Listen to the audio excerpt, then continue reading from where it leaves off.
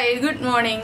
നമുക്ക് ഇന്നൊരു ചട്നി ഉണ്ടാക്കിയാലോ. ഇഡ്ഡലിയുടെയും ദോശയുടെയും ഒക്കെ കൂടെ കഴിക്കാൻ പറ്റിയ ഒരു സൂപ്പർ ചട്നി. ഒരുപാട് ഇൻഗ്രീഡിയൻസ് ഒന്നും വേണ്ട, പക്ഷെ നല്ല ടേസ്റ്റി ആയിട്ടുള്ള നല്ല തിക്ക് ആയിട്ടുള്ള ചട്നിയാണ്. തേങ്ങയൊക്കെ വേണം കേട്ടോ, പക്ഷെ വളരെ കുറച്ച് തേങ്ങയും വേറെ നമ്മുടെ വീട്ടിലുള്ള കുറച്ച് ഇൻഗ്രീഡിയൻസും ചേർത്ത് നമുക്ക് അടിപൊളി ഒരു പീനട്ട് ചട്നി ഉണ്ടാക്കാം. അപ്പോൾ എങ്ങനെയാണ് നമ്മുടെ പീനട്ട് ചട്നി തയ്യാറാക്കുന്നത് നോക്കാം. നമുക്ക് നമ്മുടെ ഇൻഗ്രീഡിയൻസ് നോക്കാം. ഞാനിപ്പോൾ ഒരു 75 ഗ്രാം കപ്പലണ്ടി എടുത്തിട്ടുണ്ട്. ചില സ്ഥലങ്ങളിൽ കപ്പലണ്ടി എന്ന് പറയും, ചില സ്ഥലങ്ങളിൽ കടല എന്ന് പറയും. പിന്നെ നമ്മൾ എടുത്തിരിക്കുന്നത് 3 ടേബിൾ സ്പൂൺ തേങ്ങയാണ്. പിന്നെ വേണ്ടത് 3 അല്ലി വെളുത്തുള്ളി, ഒരു ചെറിയ പീസ് ഇഞ്ചി, അതുപോലെ തന്നെ ചെറിയൊരു പീസ് സവോള എടുക്കാം. ഉള്ളിയുടെ തൊലിയൊക്കെ മാറ്റാൻ ബുദ്ധിമുട്ടാണെന്നുണ്ടെങ്കിൽ, ഇല്ലെങ്കിൽ 4-5 ഉള്ളി എടുത്തോളൂ. ഉള്ളി എടുക്കുകയാണെങ്കിൽ ടേസ്റ്റ് കൂടുതലുണ്ടാവും. പിന്നെ 3 വറ്റൽമുളക് എടുത്തിട്ടുണ്ട്.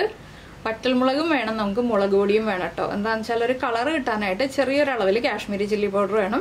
പിന്നെ വേണ്ട കാര്യങ്ങളൊക്കെ നമുക്ക് ചെയ്തു തുടങ്ങുമ്പോൾ പറയാം. ആദ്യം നമുക്ക് ഈ കപ്പലണ്ടി ഒന്ന് വറുത്തെടുക്കാം. നമ്മുടെ ഇവിടെ കപ്പലണ്ടി എന്ന് പറയുന്നതുകൊണ്ടാണ് ഞാനിങ്ങനെ പറയുന്നത്. എനിക്ക് വീഡിയോയിൽ പലപ്പോഴും കമൻസ് വരാറുണ്ട്, കപ്പലണ്ടി അല്ല കടല എന്ന് പറയൂ എന്ന് പറഞ്ഞിട്ട്. അപ്പോൾ നിങ്ങളുടെ കടല, എൻ്റെ കപ്പലണ്ടി ഞാൻ എന്താ റോസ്റ്റ് ചെയ്യാൻ പോവാണ്. കുറച്ച് എണ്ണയിൽ വേണം റോസ്റ്റ് ചെയ്തെടുക്കാനായിട്ട്.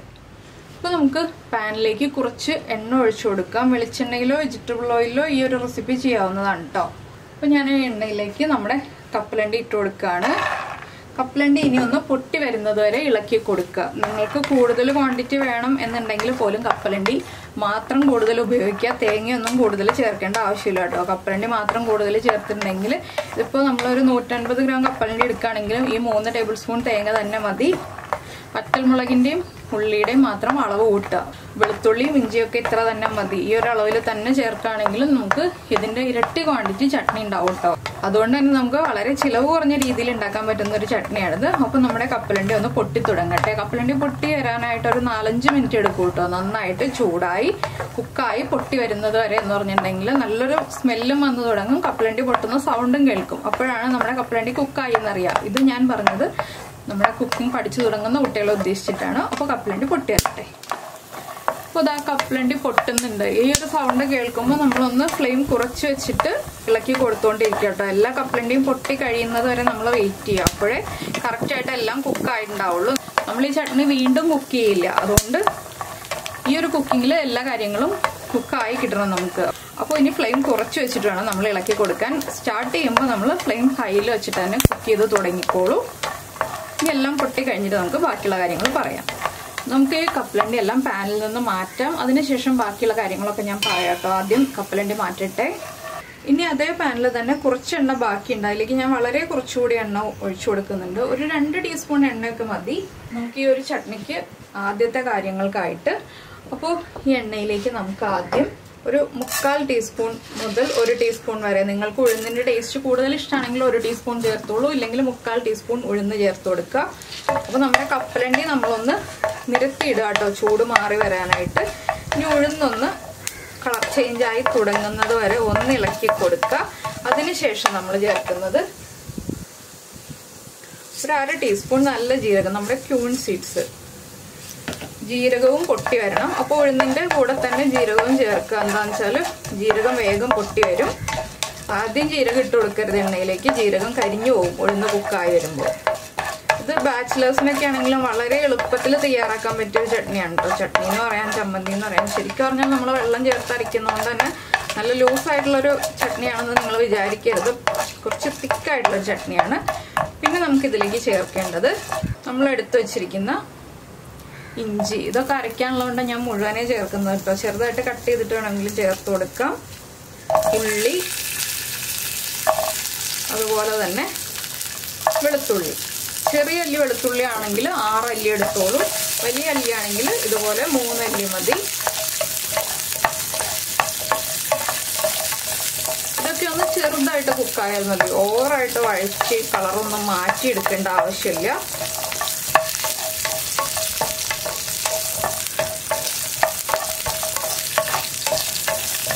ഇതിലേക്ക് നമുക്കിനി അടുത്തതായിട്ട് നമ്മുടെ വറ്റൽമുളക് ചേർത്ത് കൊടുക്കാം. വറ്റൽമുളക് ഞാനിപ്പോൾ 3 എണ്ണം എടുത്തിട്ടുള്ളൂ.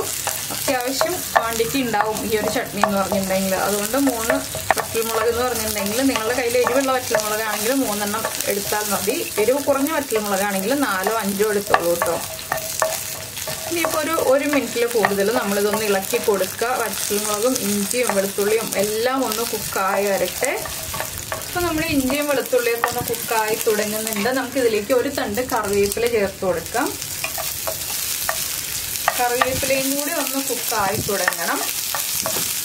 എല്ലാ ഇൻഗ്രീഡിയൻസും നമ്മൾ ഓരോ സ്റ്റേജിലായിട്ട് ആഡ് ചെയ്യണം എന്ന് മാത്രമേ ഉള്ളൂ ഈ ഒരു ചട്നിയുടെ കാര്യത്തിൽ. എന്താണെന്ന് വെച്ചാൽ എല്ലാം ഒരുമിച്ച് ചേർക്കരുത്. ഓരോന്നിൻ്റെയും കുക്കിംഗ് ടൈം അനുസരിച്ച് നമ്മൾ ഓരോന്നായിട്ട് ആഡ് ചെയ്ത് കൊടുക്കുക. അത് മാത്രം ഒന്ന് ശ്രദ്ധിച്ചിട്ടുണ്ടെങ്കിൽ നമുക്ക് വളരെ ടേസ്റ്റി ആയിട്ടുള്ള ഈ ഒരു ചട്നി തയ്യാറാക്കാം. അപ്പോൾ നിങ്ങൾ ഇങ്ങനെ ഒരു ചട്നി ഇതിന് മുൻപ് ഉണ്ടാക്കി നോക്കിയിട്ടുണ്ടെന്നുണ്ടെങ്കിൽ നിങ്ങളുടെ ആ ഒരു ചട്നിയുടെ ടേസ്റ്റ് എത്രത്തോളം നിങ്ങൾക്ക് ഇഷ്ടമായി എന്നുള്ളതൊന്ന് കമൻറ്റ് ചെയ്യണേ.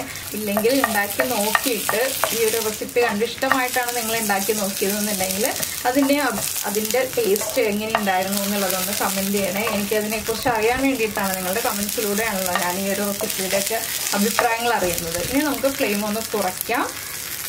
ഇവിടെ തേങ്ങ ചേർത്ത് കൊടുക്കാം.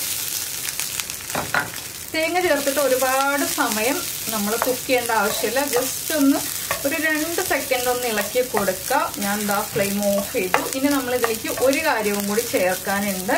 ഞാൻ ഫ്ലെയിം ഓഫ് ചെയ്തിട്ടാണ് കേട്ടോ ചേർക്കുന്നത്. ഒരു പിഞ്ച് കായപ്പൊടി, ഒരു പിഞ്ച് മതി കേട്ടോ, അതിൽ കൂടുതൽ വേണ്ട. ലൈറ്റായിട്ടൊരു കായത്തിന്റെ ടേസ്റ്റ് വരുമ്പോൾ നമുക്ക് ദോശയുടെ ഇഡ്ലിയുടെ ഒക്കെ കൂടെ കഴിക്കാൻ നല്ല ടേസ്റ്റ് ആയിരിക്കും. അതുകൊണ്ടാണ്. ഇനി നമ്മൾ അരയ്ക്കുന്ന സമയത്തോ അല്ലെങ്കിൽ ഇപ്പോഴോ ഉപ്പ് ചേർത്ത് കൊടുക്കുക. ഞാൻ ഇപ്പോൾ തന്നെ ഉപ്പ് അങ്ങോട്ട് ചേർക്കാണ്. ഉപ്പും കൂടി ചേർത്തിട്ട് ഇനി നമുക്ക് ചൂട് മാറാനായിട്ട് വെയിറ്റ് ചെയ്യാം. ചൂടൊന്ന് മാറി കഴിഞ്ഞിട്ട് നമുക്ക് അരച്ചെടുക്കാം. അരയ്ക്കുമ്പോൾ ഏകദേശം 1/4 മുതൽ 1 കപ്പ് വരെ വെള്ളം ചേർത്ത് അരയ്ക്കേണ്ടി വരും. അത് നമുക്ക് എത്രത്തോളം ലൂസായിട്ടുള്ള ചട്നി വേണം എന്നുള്ളതനുസരിച്ചാണ് 1/4 മുതൽ 1 കപ്പ് വരെ വെള്ളം ചേർക്കാന്ന് പറഞ്ഞത്. നല്ല ലൂസായിട്ടുള്ള ചട്നി വേണമെന്നുണ്ടെങ്കിൽ 1 കപ്പിൽ മേലെ വെള്ളം ചേർക്കേണ്ടി വരും. നമ്മുടെ കപ്പലണ്ടി കുതിർന്ന് അരഞ്ഞു വരുമ്പോൾ വെള്ളം കൂടുതൽ വേണം. കപ്പലണ്ടിക്ക് അരച്ച് എടുക്കാനായിട്ട് ഒരുപാട് വെള്ളം വേണ്ടി വരും. അതുകൊണ്ടാണ് വെള്ളത്തിന്റെ അളവ് കൂടുതലായിട്ട് വേണ്ടത്. അപ്പോൾ ഇനി ചൂട് മാറിയിട്ട് നമുക്ക് അരയ്ക്കാം. ഇപ്പൊ നമ്മൾ ചട്നി അരയ്ക്കാനായിട്ട് ഒരു ജാർ എടുത്തിട്ടുണ്ട് മിക്സിയുടെ. ഇതിലേക്ക് നമ്മൾ ആദ്യം ഫ്രൈ ചെയ്ത് വെച്ച നമ്മുടെ കപ്പലണ്ടി ഇട്ട് കൊടുത്തിട്ടുണ്ട്. ഇതിന്റെ കൂടെ നമ്മൾ രണ്ടാമത് റോസ്റ്റ് ചെയ്തെടുത്തിട്ടുള്ള ബാക്കിയുള്ള ഇൻഗ്രീഡിയൻസും കൂടി ചേർത്ത് കൊടുക്കുക. അല്ലെങ്കിൽ കപ്പലണ്ടി ഒന്ന് പൊടിച്ചെടുത്തിട്ട് ചേർത്താലും മതി. ഞാനിപ്പോൾ എല്ലാം ഒരുമിച്ച് തന്നെ ചേർത്ത് കൊടുക്കുകയാണ്. ഇനി നമുക്കിതിലേക്ക് കുറച്ചായിട്ട് വെള്ളം ചേർത്തൊന്ന് അരച്ചെടുക്കാം. ഒരുമിച്ച് തന്നെ 1 കപ്പ് വെള്ളം അല്ലെങ്കിൽ 1.5 കപ്പ് വെള്ളമൊന്നും ചേർക്കരുത്. ചെറിയ അളവിൽ വെള്ളം ചേർക്കുക. ഇപ്പോൾ ഇതാ നമ്മുടെ ചട്നി ഞാൻ അരച്ചെടുത്തിട്ടുണ്ട്. 1.25 കപ്പ് വെള്ളം ചേർത്തിട്ടാണ് കേട്ടോ അരച്ചെടുത്തിട്ടുള്ളത്. ഇനി നമുക്കിത് നമ്മുടെ സെർവിങ് ബൗളിലേക്ക് മാറ്റാം. കണ്ടോ, ഈ ഒരു കൺസിസ്റ്റൻസിയിലാണ് ഞാൻ അരച്ചെടുത്തിട്ടുള്ളത്. ഇപ്പോൾ നമ്മൾ വറവിടാനായിട്ട് ഒരു പാൻ ചൂടാക്കാൻ വെച്ചിട്ടുണ്ട്. പാനിലേക്ക് ഞാൻ കുറച്ച് എണ്ണ ഒഴിച്ചിട്ടുണ്ട് കേട്ടോ. ഒരു 1/4 ടീസ്പൂൺ എണ്ണ ഒഴിച്ചിട്ടുണ്ട്. ഇതിലേക്ക് നമുക്ക് കുറച്ച് കടുക്, 1/2 ടീസ്പൂൺ തന്നെ മതി, അത്രയും കടുക് ചേർത്തിട്ടുണ്ട്. കടുകൊന്ന് പൊട്ടി തുടങ്ങുമ്പോൾ തന്നെ നമുക്കൊരു 1/2 ടീസ്പൂൺ ഉഴുന്നും കൂടി ചേർക്കാം. ഉഴുന്നും കടുകും ഒന്ന് റെഡിയായി വരുമ്പോൾ, അതായത് ഉഴുന്നിൻ്റെ കളറൊക്കെ ഒന്ന് മാറി തുടങ്ങുമ്പോൾ നമുക്ക് കറിവേപ്പിലയും 1 പച്ചമുളകും ചേർക്കാം. ഇനി നമ്മൾ ഫ്ലെയിം ഓഫ് ചെയ്യാണ്. ഈ സമയത്താണ് ഇതിലേക്ക് ഒരു 2 പിഞ്ച് കാശ്മീരി ചില്ലി പൗഡർ ചേർക്കുന്നത്. നമ്മുടെ ചട്നിക്ക് ഒരു ഭംഗിയുള്ള കളർ കിട്ടാനാണിത്. ഇത് ഓപ്ഷനിലാണ് കേട്ടോ, വേണമെങ്കിൽ ചേർക്കാം. ഇനി നമുക്കിത് നമ്മുടെ ചട്നിയിലേക്ക് ചേർത്ത് കൊടുക്കാം. ഇനി നമ്മുടെ വറവ് നമുക്കിത് ആ ചട്നിയുടെ മുകളിലേക്ക് ഒഴിച്ചു കൊടുക്കാം. അപ്പോൾ നമ്മുടെ ടേസ്റ്റി ആയിട്ടുള്ള പീനട്ട് ചട്നി ഇതാ റെഡി ആയി കഴിഞ്ഞു. നിങ്ങൾക്ക് എല്ലാവർക്കും ഇഷ്ടമായി എന്ന് വിചാരിക്കുന്നു. ഇഷ്ടമായിട്ടുണ്ടെങ്കിൽ ലൈക്ക് ചെയ്യാനും അതുപോലെ തന്നെ ഷെയർ ചെയ്യാനും കമൻറ്റ് ചെയ്യാനും മറന്നുപോയില്ലല്ലോ. അപ്പോൾ നമുക്ക് നമ്മുടെ അടുത്ത റെസിപ്പിയുമായിട്ട് അടുത്ത ദിവസം വീണ്ടും കാണാം.